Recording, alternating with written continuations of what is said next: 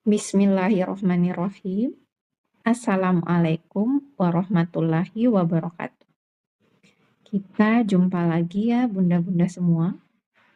Kali ini kita akan membahas tentang bagaimana mengelola ruang batin bunda. Nah, setiap hari kita pasti dihadapkan pada berbagai kondisi, berbagai peristiwa, berbagai keadaan yang tentunya membutuhkan ilmu bagaimana bisa mengelola ruang batin.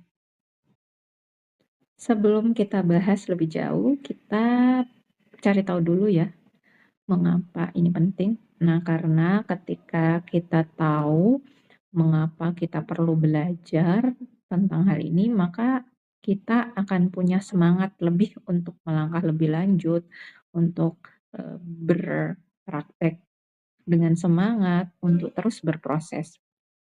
Nah, mengapa mengelola ruang batin ini penting? Karena ketika kita bisa mengelola pikiran dan perasaan kita, maka kita akan mampu mengelola tindakan kita, kebiasaan-kebiasaan kita, amalan-amalan kita.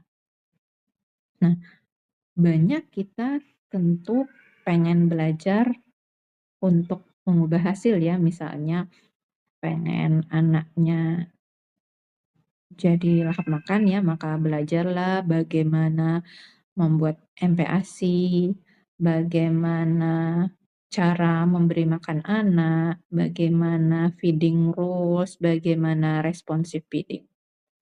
Nah, ketika kita sudah belajar, namun kita tidak tahu mengelola pikiran dan perasaan kita, maka ujung-ujungnya akan gagal lagi. Kenapa? Karena yang bisa menghambat kita itu sebenarnya ada di dalam diri kita sendiri. Kenapa? Ketika kita sudah tahu ilmunya, namun kita masih kepikiran capeknya, malasnya, mana pekerjaan domestik yang lain, maka yang tadinya punya ilmu banyak belum tentu bisa kita amalkan. Karena hambatan terbesar itu memang ada di dalam diri kita sendiri. Tahu banyak ilmu belum tentu semua kita bisa amalkan. Jadi ketika kita bisa mengelola pikiran dan perasaan kita, maka dengan sendirinya kebiasaan-kebiasaan kita, respon kita dalam menghadapi berbagai situasi pun bisa lebih baik, lebih terkelola dengan baik. Skema ini fondasi penting dalam mengelola ruang batin bunda. Kita lihat di sini bahwa setiap kejadian, peristiwa, kondisi atau keadaan itu sebenarnya netral. Kita bisa memilih pikiran apa tentang kejadian tersebut. Jadi, kejadian itu tidak mempengaruhi perasaan kita, tetapi apa yang kita pikirkan tentang kejadian itulah yang mempengaruhi perasaan kita. Ketika pikiran kita positif, maka perasaan kita pun akan positif. Namun ketika pikiran kita tidak positif, maka perasaan kita pun tidak akan positif. Demikian seterusnya akan mempengaruhi perilaku dan hasilnya.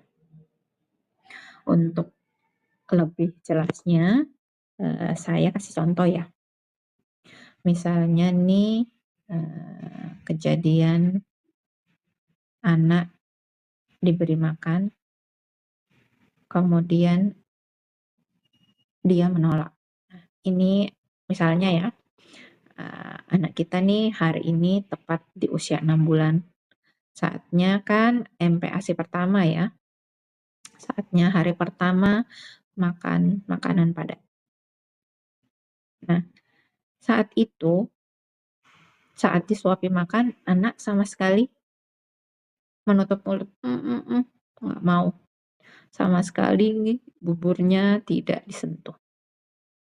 Nah, dalam kondisi itu kita bisa memilih pikiran, apa mau berpikir positif atau yang tidak positif. Ketika kita berpikir, "Ya,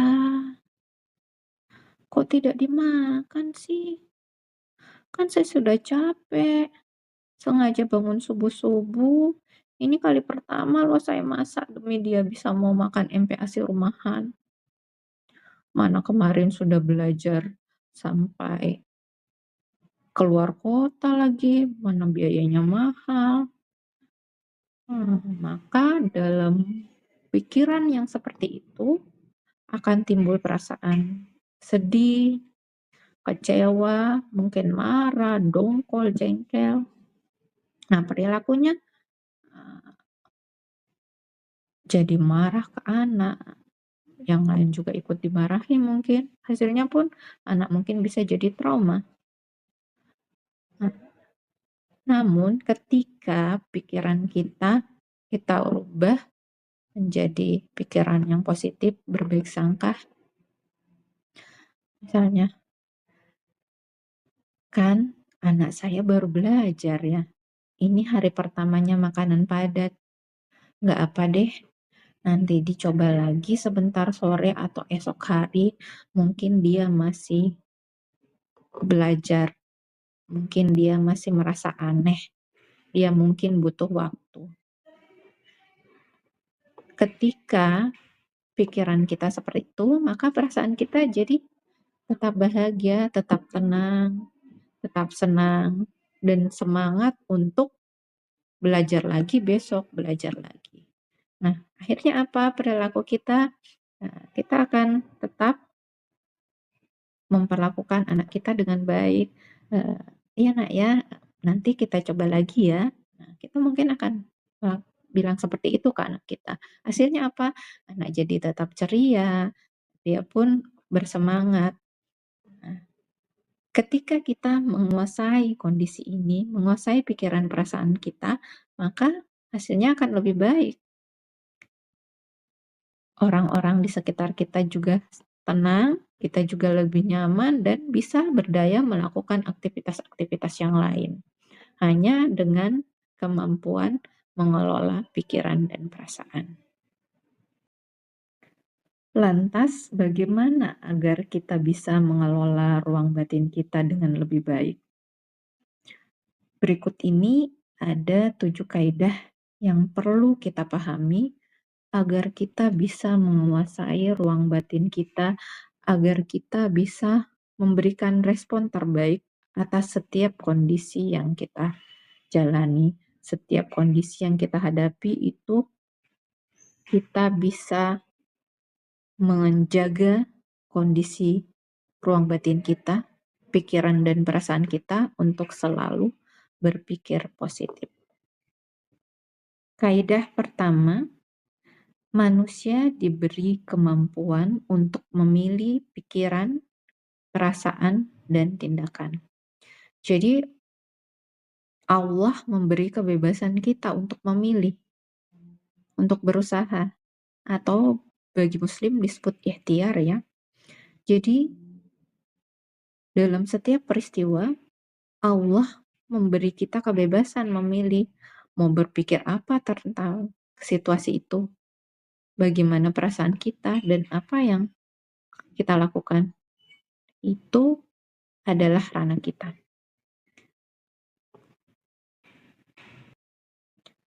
Kita itu seringkali menyalahkan orang lain atas situasi atau kondisi yang terjadi. Padahal sebenarnya kita boleh kok memilih pikiran dan perasaan atas kondisi tersebut. Jangan melulu menyalahkan orang lain karena kita tidak wajib berprasangka buruk pada orang lain. Jadi Kita bebas kok memilih. Meski kondisi tidak baik-baik saja, kita bisa memilih tetap berpikiran positif. Jadi, apapun kondisi yang ada di luar kita itu mungkin tidak bisa kita ubah, tetapi kita bisa memilih pikiran, perasaan, dan tindakan terhadap kondisi tersebut, terhadap situasi tersebut. Kaidah kedua, kejadian tidak sama dengan pikiran. Jadi, ketika terjadi sesuatu kejadian itu tidak otomatis sama dengan apa yang kita pikirkan. Karena seperti yang saya jelaskan tadi, suatu kejadian itu bisa memilih pikiran yang berbeda ya, bisa positif atau tidak positif. Jadi bukan peristiwa yang mempengaruhi perasaan kita, tetapi apa yang kita pikirkan tentang peristiwa itu yang mempengaruhi perasaan kita. Jika kita ingin bisa mengelola ruang batin kita dengan baik, maka kita perlu menyadari bahwa semua yang ada di luar kita, baik itu pendapat orang lain tentang diri kita, perasaan orang lain tentang diri kita, kejadian-kejadian di luar kita, itu tidak sama dengan apa yang ada di pikiran kita. Kaidah yang ketiga, kita tidak bisa memilih kejadian yang kita alami, tetapi kita bisa memilih respon atas kejadian yang kita alami.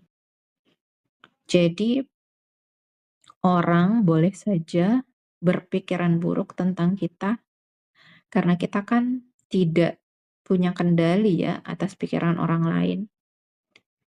Sebaik-baiknya kita tentu ada yang memandang kita tidak positif. Jadi, kita bisa kok memilih respon apa yang kita berikan terhadap orang tersebut. Misalnya nih, ada yang jengkel kepada kita, menjelek-jelekkan kita, kita bisa memilih respon untuk tetap bersikap baik kepada dia, tetap mengajaknya bicara, tetap menyapanya, tetap tersenyum padanya, itu pilihan kita. Karena kita berhak memilih respon apa yang bisa kita berikan terhadap orang lain. Kita bebas memilih respon terbaik yang bisa kita berikan terhadap sekitar kita. Kaidah yang keempat, untuk mengubah hasil kita perlu mengubah perilaku. Untuk mengubah perilaku kita perlu mengubah perasaan. Dan untuk mengubah perasaan kita perlu mengubah pikiran. Jadi perilaku kita dipengaruhi oleh perasaan, dan perasaan kita akan dipengaruhi oleh pikiran kita terhadap kejadian tersebut. Ini kita berbicara dalam konteks ikhtiar ya, meskipun kita tentunya yakin bahwa Allah jika berkehendak maka apapun bisa terjadi. Dalam Quran surah Yasin ayat 82, A'udzubillahi minasyaitonirrajim. Innama amruhu idza arada syai'an an yaqula lahu kun fayakun. Sesungguhnya ketika Allah berkehendak, maka dia hanya menyatakan jadilah, maka jadilah. Kaidah yang kelima, agar mampu mengelola pikiran, perasaan, dan perilaku dengan baik, kita perlu menyadari terlebih dahulu apa yang kita pikirkan dan rasakan. Jadi, kita baru bisa mengelola pikiran, perasaan, dan perilaku kita ketika kita sadar. bagaimana pikiran, perasaan, dan perilaku kita. Ketika kita tidak menyadari, maka kita tidak akan mampu mengelolanya menjadi lebih baik.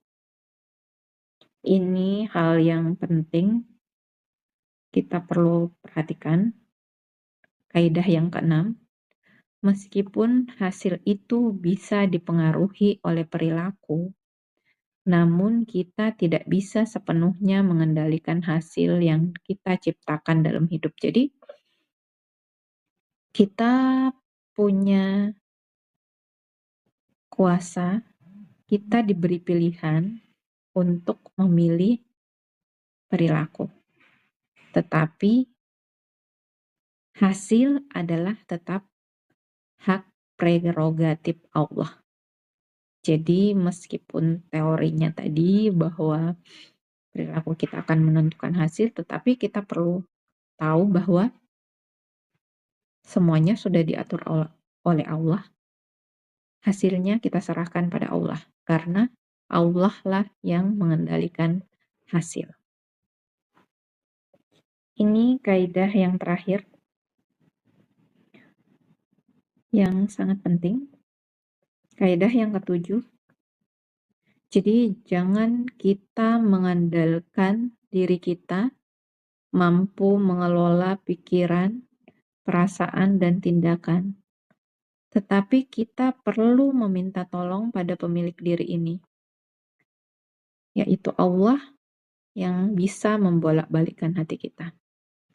Jadi ketujuh kaidah ini sangat penting kita tanamkan, kita pahami, agar bisa mengelola ruang batin kita dengan lebih baik. Jadi kita perlu pahami semua ya bunda-bunda, bahwa kita tidak bisa memilih kejadian, tetapi kita bisa memilih respon terbaik pada setiap kejadian. Jadi kita bisa memilih pikiran, perasaan, dan tindakan terbaik yang bisa kita berikan atas setiap kejadian yang kita alami, setiap peristiwa yang hadir di depan kita. Saya kira demikian. Terima kasih. Wassalamualaikum warahmatullahi wabarakatuh.